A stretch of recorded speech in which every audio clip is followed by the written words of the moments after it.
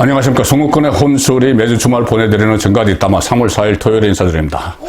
민주당 이재명 대표 재판이 본격적으로 시작이 됐죠. 지금 받고 있는 재판은 선거법상 허위사실 공표죄입니다. 대통령 선거에서 당선될 목적으로 거짓말을 했다 이건데, 그래서 유권자에게 혼란을 끼쳤다는 겁니다. 지금 두 가지 거짓말이죠. 하나는 이 백현동 관련해서 개발할 때 용도 변경을 4단계나 했는데 그것을 국토부에서 압력이 들어와서 어쩔 수 없이 했다, 이렇게 하는 거짓말 하나. 그리고 또 하나는 대장동 관련입니다. 대장동 그 당시에 사업을 시작할 당시에 개발팀장이었고 개발처장을 했던 김문기 씨, 그 김문기 씨를 모른다고 했다.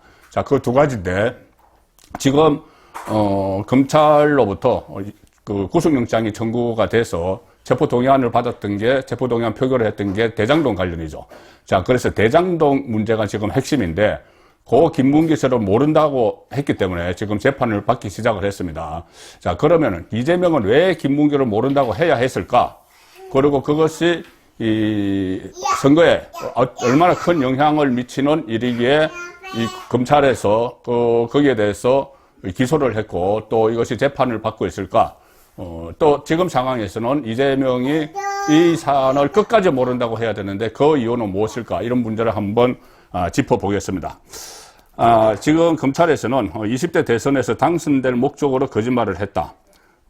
그래서 대장동 사업에서 핵심 역할을 한 김문기와의 업무 관련성이 확인이 되면은 이 대장동 몸통이라는 의혹이 점차 사실로 드러날 수가 있기 때문에 나는 김문기를 모른다, 이렇게 이야기했다는 겁니다. 자, 지금 재판이 시작이 됐는데, 원래 선거법 재판은 633입니다. 1심이 6개월 만에 끝나고 2심 3개월, 대법원까지 3개월 해서 1년 안에 다 끝나도록 강제 규정이 되어 있는데, 이것을 사실상 지키지 않고 있습니다. 강제 규정이긴 하지만은 그 규정을 지키지 않은 재판부에 어떤 징계를 하는 이런 조항은 없기 때문에 보통 이것이 다른 사건을 막 하다가 보면은 시간을 끌게 되죠. 자, 그래서 이것도 지금 원래는 작년 9월에 기소가 됐기 때문에 1심 6개월이면은 3월, 이번 3월 달에 결론이 나야 되는데 이제 겨우 본격적인 재판을 시작을 해서 조금 더 늦춰지겠지만 어쨌든 검찰은 앞으로 매주 금요일마다 이재명을, 법원이 매주 금요일마다 이재명을 불러서 재판을 한다고 하니까 이 결론이 조속히 나올 수도 있습니다. 이 결론이 나면은 100만 원 이상의 벌금이 내려지면은 이재명의 정치 생명은 끝날 뿐이 아니고 민주당도 재정 파탄에 이르게 됩니다. 그 부분도 잠시 후에 설명을 드리겠습니다. 자, 일단 김문기 씨를 몰랐다고 한 발언 여러 개가 있는데 2021년 12월 22일에 SBS 주영진의 뉴스브리핑에 출연을 했죠. 그때 주영진 앵커가 성남시장 때 김문기와 개인적으로 아는 사이인가 이렇게 물어봤을 때, 그때는 대선이 한창일 때입니다. 이재명은 하위 직원이었기에 성남시장 때는 몰랐다. 단지 경기도지사가 된 후에 재판을 받으면서 그때 대장동 이익금을 한수를 했다. 5천 몇백억 원. 그렇게 해서 그때 이것이 허위사실 공표라고 또 재판을 받고 있었죠. 그때 그 대장동 관련 일을 잘 아는 김문기를 통해서 몇 번 수차례 확인을 했기 때문에 그때부터는 알았다, 이렇게 이야기합니다. 그러니 김문기 씨가 대장동의 핵심 실무를 주도했다는 것은 이재명 스스로도 인정을 한 거죠. 그런데 나는 그때는 몰랐다는 겁니다. 성남시장 때는 대장동 개발할 때는 몰랐다. 나중에 재판받을 때, 경기도지사 되고 나서 재판받을 때 알았다. 자, 이렇게 한 것이 거짓말이라고 검찰은 보는 겁니다. 그리고 2021년 12월 29일 채널A 토크 콘서트에서도 지금 같은 답변을 합니다. 그래서 지금 김문기를 몰랐다는 것인데, 성남시장 때, 그러니까 대장동 관련해서 몰랐다는 건데, 검찰의 영장에서는 이재명이 대장동 사업과 관련해서 김문기로부터 수시로 보고를 받았다, 이런 내용이 또 적시가 되어 있습니다. 이 재판부에서 확인을 해야 될 문제지만, 그리고 지금 모를 수가 없다. 이재명이 김문기, 그러니까 이재명이 성남시장 때부터 아니면은 그 이전에 이 변호사 때부터 김문기를 알았다, 이런 검찰의 이 주장이 있습니다. 뭐냐면은 김문기 씨의 핸드폰을 포렌식을 해서 어제 재판에서 공개를 했습니다. 거기 보면은 핸드폰에 전화번호가 입력이 되어 있는데 이재명 시장, 이재명 변호사 이렇게 입력이 되어 있는 게 있습니다. 도지사 때 알아서 서로 연락을 했다면 이재명 지사님 이렇게 되어 있어야죠. 그런데 이재명 시장, 이재명 변호사 저장이 되어 있습니다. 이재명 대표는 성남시장 하기 전에 성남에서 변호사, 인권 변호사 활동을 하면서 그때 시민사회단체, 특히 리모델링 관련, 성남은 건축이 많기 때문에 리모델링 이런 것이 많죠. 재건축 같은 거. 그때 그 관련 업무로 변호사 일을 많이 했습니다. 그리고 어떤 특혜 의혹을 파헤친다고 해서 검사 사칭도 하고 그랬었죠. 그때는 김문기 씨가 성남도시개발공사에 들어가기 전에 리모델링, 건설사의 리모델링 관련 영업부장이었습니다. 그러니 그때 벌써 이재명 변호사와 리모델링 업체에 다니던 김문기 씨가 알았다는 이야기가 되는 거죠. 이재명 변호사 이렇게 이름이 입력이 되어 있기 때문에. 자, 그리고 가장 핵심은 이재명 그리고 김문기 두 사람의 관계를 풀 열쇠는 바로 호주, 뉴질랜드 출장입니다. 여러 차례 방송에서도 되고 같이 찍은 사진도 나왔고 또 그 자녀들이 김문기 씨 자녀들이 아빠가 시장과 골프를 쳤다고 자랑하는 그 녹음, 영상통화 이런 것까지 다 있고 다 나왔죠. 다 나왔는데도 계속 이재명 대표는 부인을 하고 있는데, 자, 제가 새로운 추론을 하나 해보겠습니다. 왜 모를 리가 없는지, 이재명이 김문기를 모를 수가 없는지. 자, 물론 골프장에서 같은 조에 있었고, 이재명, 유동규, 김문기가 같은 카트를 이용을 했고, 김문기 씨가 딸에게 자랑을 했고, 이런 내용들도 있지만, 이것이 2015년 1월 6일부터 1월 16일까지 호주 뉴질랜드를 갑니다. 10박 11일을 갔는데, 내용이 뭐냐면은 왜 갔는지, 지금 일정표 같은 게 그때 공개가 됐었죠.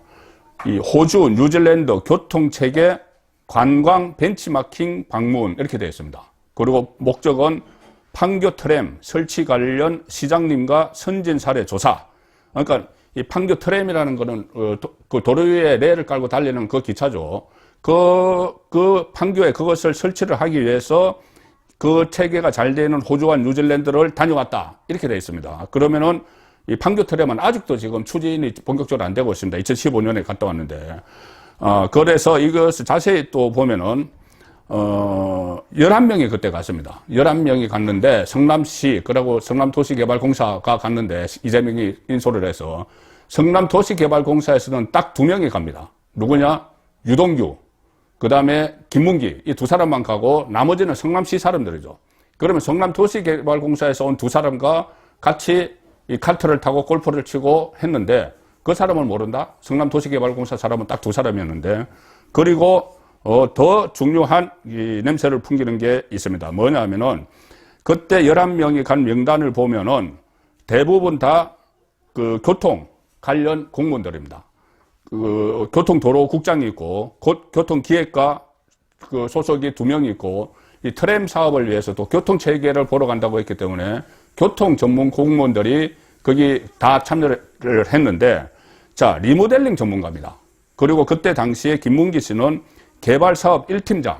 그래서 대장동이나 이런 대규모 택지 개발을 하는 그 팀장이었죠. 나중에 거기 개발사업 처장이 되고, 그때 개발사업 1팀장일 때 그 위에 사람들이 바로 이 고유한기 개발사업 본부장, 유동규 사장 직무대리 이렇게 됐습니다. 그런데 개발사업 1팀장이 이 재건축을 담당하는 주로 리모델링 같은 거 이것을 하는 성남도시개발공사 사람이 왜 교통 관련 견학을 갔는데 거기를 같이 갔느냐. 자, 이 문제가 생기는 것이죠.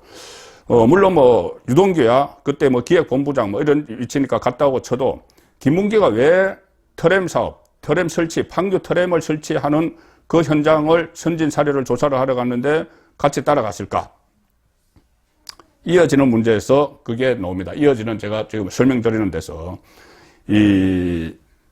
제가 말씀드렸죠. 2015년 1월 6일부터 1월 16일 사이에 호주 뉴질랜드를 갔는데, 자, 한 20일 있다가, 귀국하고 나서 20일 있다가 2월 6일 날 민간사업업체 화천대유가 설립이 됩니다. 대장동 개발을 위한 화천대유가 설립이 됩니다. 자, 그러면 유동규와 김문기, 성남도시개발공사, 대장동 사업을 하려는 이 팀을 교통시설을 겨냥하는 데 데리고 갔다? 그러면은 이 두 사람은 간 목적이 따로 있다고 봐야 되는 거죠. 대장동 가업 관련해서 서로 논의를 호주 뉴질랜드에서 하지 않았을까? 그러면 진짜 모르면 안 되는 거죠. 지금 그 성남시장 때 몰랐다는 말이 안 되는 거죠. 그리고 2월 6일 날 하천대유가 설립이 되고 2월 13일 날 며칠 있다가 성남도시개발공사가 대장동 개발 사업자로 하천대유가 참여한 하나은행 컨소시엄을 선정을 합니다. 그러니까 호주 뉴질랜드를 다녀오고 나서 이 사업이 본격적으로, 대장동 사업이 본격적으로 막 추진이 되는 거죠. 그때 개발을 담당하는 팀장 김문기 씨가 같이 갔다 왔다. 그런데 지금 김문기를 그때 몰랐다 이렇게 이야기하면은 말이 성립이 안 되는 겁니다. 그리고 또 쭉 진행이 계속되는데 7월 27일에는 대장동 사업을 위한 특수 목적법인 성남의 뜰이 설립이 됩니다. 그러니 호주 뉴질랜드를 다오고 나서 이 사업이 급격히 진행이 되는 거죠. 자, 그런데 그때 이 실무적으로 총괄하는 고 김문기 씨가 그때 동행을 했다. 자, 그런데 이재명은 모른다고 했다. 이렇게 되는 겁니다. 자, 그래서 말이 안 되는 건데, 그러면 이재명은 왜 김문기를 몰랐다고 해야 했을까? 그때도 그렇고, 지금도 그렇고, 지금은 한번 거짓말을 해버렸기 때문에 지금 말을 번복하면 큰일 나는 일이 생깁니다. 왜 그러냐면, 일단 그때는 이 대장동 의혹과 이재명 자신을 분리를 해야 되기 때문에 대장동 사업을 추진한 책임 실무진은 나는 누군지 모른다고 이야기를 해야 되는 거죠. 이재명 입장에서는. 실무진과 자기가 서로 연락이 없었다. 직접 보고도 받은 것도 없다. 이렇게 이야기해야 되기 때문에 실무를 총괄했던 김문기를 모른다고 한 겁니다. 거기다가 김문기 씨가 그때 극단적인 선택을 했기 때문에 더욱더, 김문기 씨는 말이 없기 때문에 모른다고 잡아뗀 거죠. 자, 그래서 대장동 관련 업무를 총괄 지휘하면서 이재명에게 수시로 보고를 했던 것으로 보이는 이 김문기 씨와의 관계를 단절해야지 본인이 대장동 몸통이 여기에서 벗어나기 때문에 그런 거짓말을 한 거고, 또 핵심적인 이유가 하나 있습니다. 지금 민간 사업자들에게 그 천문학적인 돈을 몰아주고 이익금을 몰아주고 그리고 성남시는 확정 이익만 받았죠. 1,800m 확정 이익만 받았고 나머지는 얼마든지 수익이 나도 뭐 아파트 값이 막 뛰어서 수익이 나도 전부 다 민간업자에게 갈 수 있도록 만들었죠. 그것을 처음에 막으려고 초과 이익 환수 조항이란 것을 그 김문기 씨가 넣어야 된다고 그 3번이나 위에선에 보고를 했다고 합니다. 그런데 그것이 3번이 다 묵살됐죠.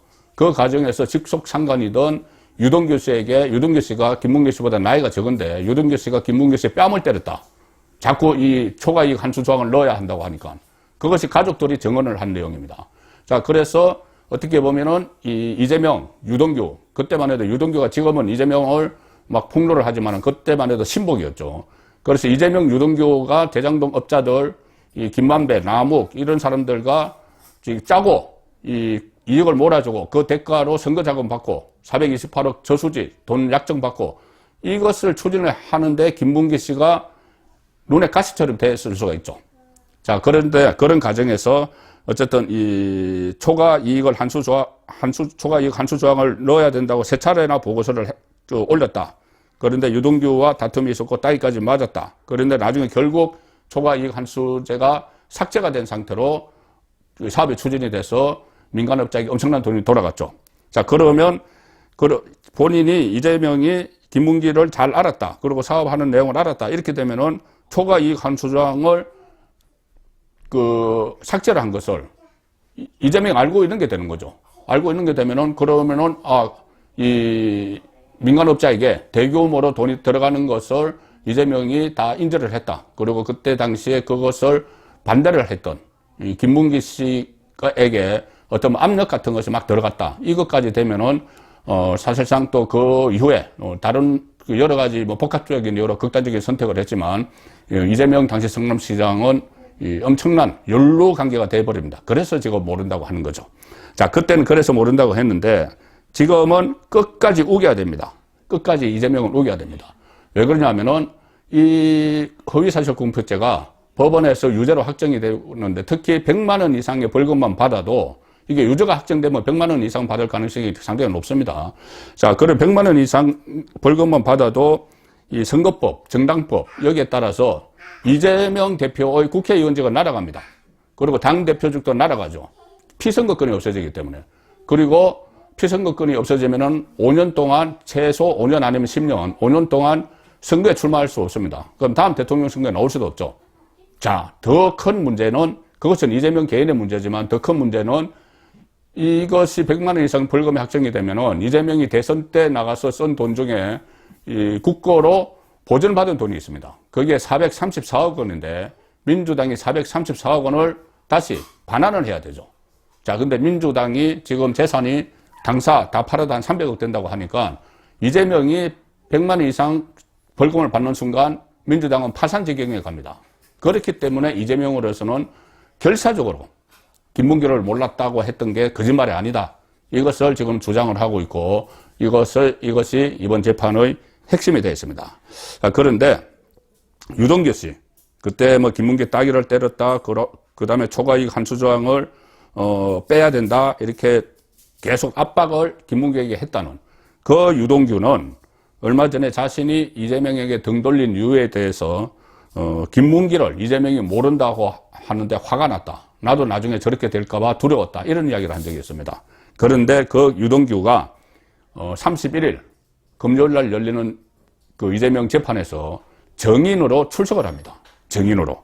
자, 그러면 이재명과 대면을 할 텐데 거기서 유동규 입에서 어떤 말이 나올지 과연 그 김문기의 초과이익 환수제 관련해서 압박을 넣었던 이야기, 그런 것들이 또 새로운 사실이 폭로가 되면은 이재명 대표로서는 또다시 큰 고비에 처하게 되겠죠. 그리고 만약에 이것이 재판부에서 그런 그 정언들을 전부 다 인정을 해서 판결을 내려면 이재명은 물론이고 민주당도 거의 파산 지경에 몰리는, 그래서 정계 개편이 일어나지 않을 수 없는 그런 지금 중요한 재판이 시작이 된 겁니다. 정가 뒷담화였습니다.